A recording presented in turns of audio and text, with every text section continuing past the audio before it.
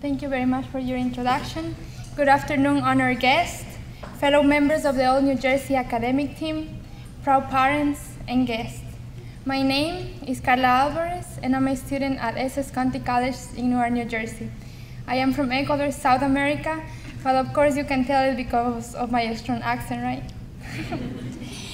But it was the difficulty of my accent when speaking English that motivated me to challenge myself to be fluent in English without forgetting my native language.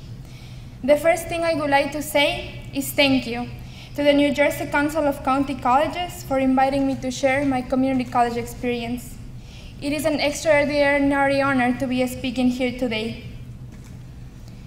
My parents always told me, your life is your responsibility. They told me this every time I needed or wanted something. Since middle school, my parents never helped me to do homework or make sure that I attended the school events. They made me fully aware that I was the only one responsible for my life. I did not fully realize the intrinsic meaning of this statement or the endless efforts of my parents to let me do things on my own until a few years ago, when I moved to the United States as an international student looking for a better educational opportunities. Since I was a little girl, my desire to pursue an education in the States was a formative ambition. I always dreamed of studying in North America. When I graduated from high school back in Ecuador, an admission officer contacted me and shared an opportunity to receive a full tuition scholarship in joining the honors program at Essex County College. I have always been driven to opportunities to enrich my mind and utilize my potential, and as a result, I did not hesitate about moving to the United States to pursue a global education. Living, studying, and working on my own as a young woman has not been easy. Removed from home, taking 1 year of English as a second language classes before moving to college level courses, living alone for the first time, and working to support myself. Every day demanded more of me than the last. Despite these obstacles, my focus to reach my goals left no time to dwelling on the hardships. The aforementioned words of my parents have provided me the necessary strength to keep studying and to keep working towards success. I face many challenges, but the challenges are not worth focusing on. What is worth mentioning is that I harness the challenges into opportunities. For instance, being at home away from home every day drove me to be extremely active in school. I joined Phi Theta Kappa, the honors program, RORAC International, other students' organizations, and I also work in the college. By doing this, I met wonderful people, students and professors that have become my family. Additionally, it was very hard for me to write a 2-page paper in my English remedial class. I felt muted, as I knew what I wanted to say, but I was not adept with the English language. It was a challenge, but my professors were there with me in the process, in which I converted this challenge into a wonderful opportunity that allowed me to be a bilingual person and be able to write a 30-page capstone project before I graduated. If there is one message I would like to give you today, is don't let anyone put you down and never stop believing. Why do I tell you this?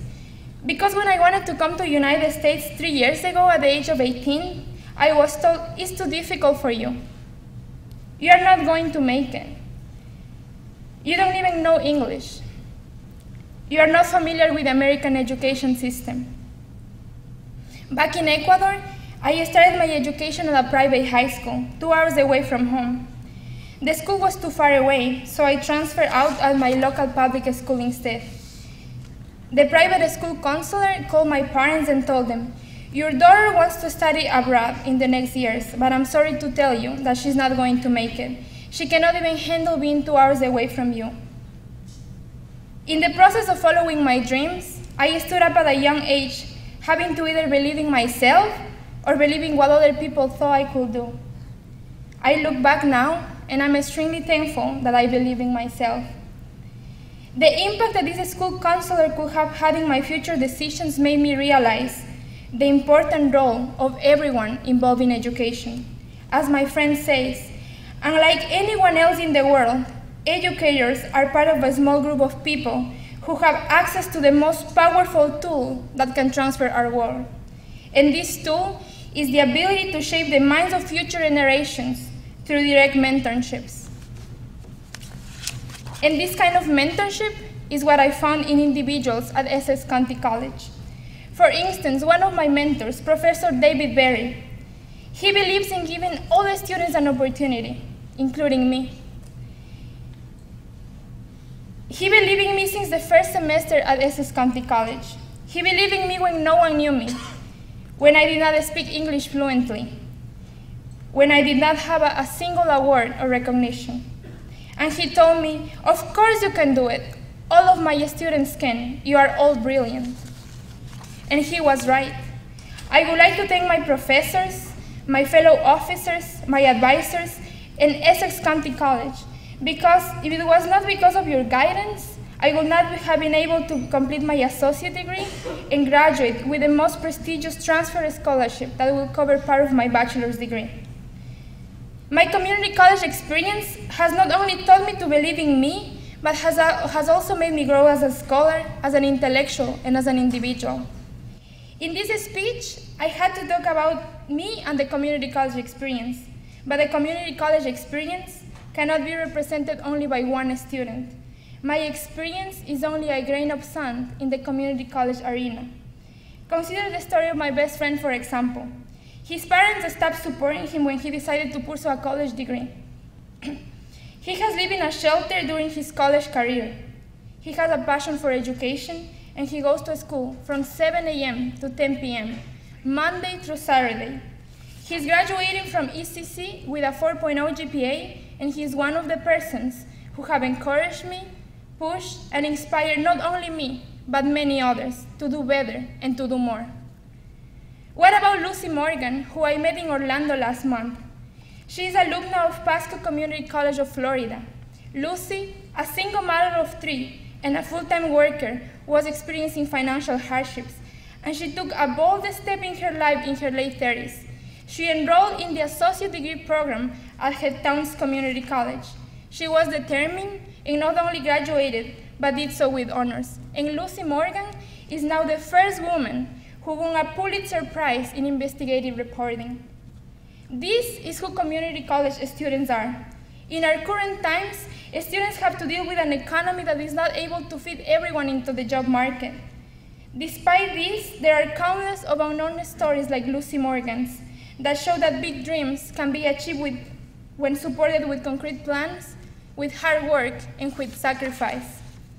Maybe things are going brilliant for you. Maybe they're not. And students, maybe you're still waiting for letters of acceptance to four-year institutions. Maybe you're still waiting for job offers, for internship opportunities. But stop and realize that depending on how certain you are of your vision is how far you're willing to go. Always remember the words of Marianne Williamson. Our deepest fear is not that we are inadequate. Our deepest fear is that we are powerful beyond measure. It is our light, not our darkness, that most frighten us. We ask ourselves, who am I to be brilliant? Who am I to be gorgeous, talented, fabulous? Actually, who are you not to be? Each of us is unique. Your playing small does not serve the world. We are all meant to shine.